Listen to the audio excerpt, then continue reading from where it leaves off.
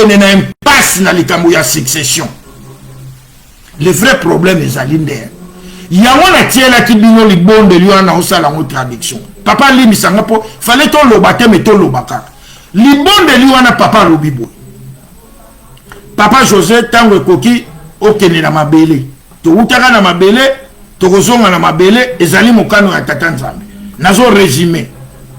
Na mokili esaleli yo témoignage mais na sa tango ozalaki ozaki ko tungisa batute. Tolanda bien ozaki ko tungisa batute bien ou tozaki ko salisa batu. Siko lingo kota na mabele. Toyebi makambo ndenge lekeli mais limbisa. Biso peso ki tozwaki yo likambo to limbisa. Limbisa, ça veut dire que papa José va bomaki. Parce que ces gens-là du réseau, calcul na bango ezalini, et ça problème il y a succession. Papa seulement s'il part, ça sera papa Mbed. Mais papa Mbed va régner combien de temps? Parce que papa 6 mois si à loba qui ngate mutu na loba. Normalement il y a le qu'on fanatique la ngopa papa Arma. Papa Arma zozo manayete. Yo ba lenda yo yebi ba soumaro biso to kotaki pona papa Arma o yebi ko zela nini o papa Simon mande lelo yo zo benga papa Arma Satana donc ye papa Simon zo benga Satana zo na lingoma di mo papa Simon zo ba batika ki bango misa ba lenda yo yebi teke papa na mariage à papa Arma loba 10 lettres na pesi di na mwana nini alobela yo etu la moko boye suko bimeli wapi hein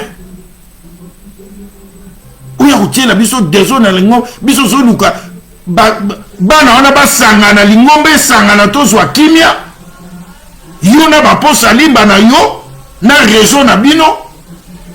Alors c'est quoi problème na bango ezali ndini liboso babandaki bazwi résolution moko ke bana o babotami na basi donc mama faut ba yebisa bino lu centre lingomba mama kwa kiade abota mwana mobali te aboti mama Nelly aboti mama Pauline Salulu aboti mama Bibi ana garçon te donc kuna basepeli mama Marie Tsona aboti bana mibali keba mama Marie Mwilu yem tatika na biso azape na bana mibali keba.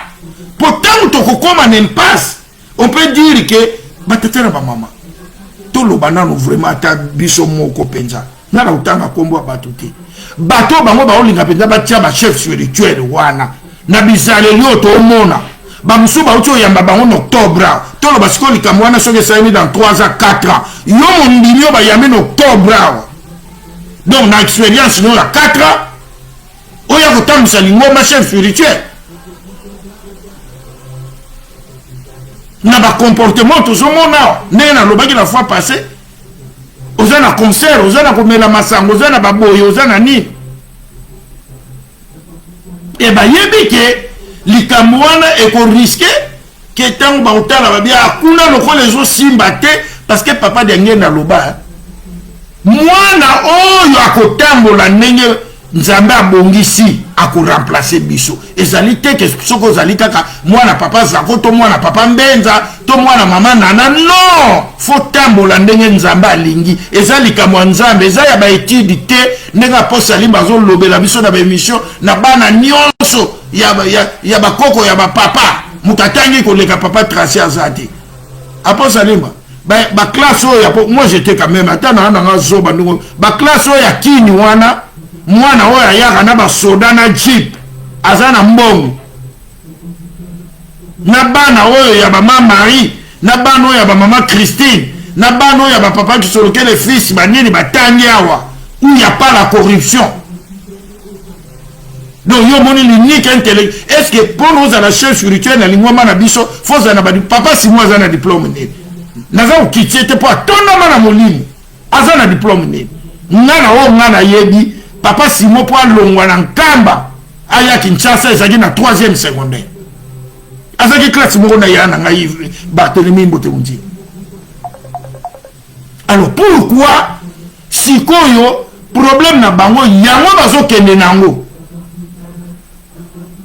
bamoni ke soki tokomi na impasse on risque bazwa baloba bo mais bana oyo mpe ya basi baboti bazaka na descendance comme tozangi mutu tozwa ta mwana mama Marie Ntsona moko aza na elembo to mwana mama Marie bino nde bwa miso ekufa problème na bango ezawa bazoloba bango pete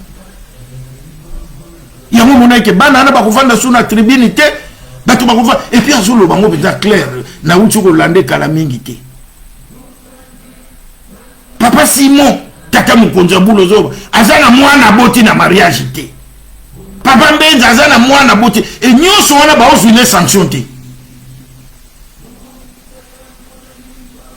nde likambo babomeli papa Rigen po bayebe ke papa Rigen mutatika na bamikolo ebele akolinga kopesa na kote wana te contenu ya des autres il faut papa Rigen bomona ki ba machette na nani ba nini donc ce sont eux là ane ba moni ke papa Rigen ba longoli ba komi ko luka basa na passage en force yango baba lenda ba telemi eloko na bango makasi ezali mama Marie Mwilu alongwa kaka kende na bana na ye nde problème na bango ya makasi eza problème ya succession tam na lobaka na bino ke papa Diangenda tout verrouillé akende na code à verrouillage likambo ezoboma biso nde yango yango bazomona mama Marie lelo basalela ye boye lobi bazomsele boye kaka ke asuka mutema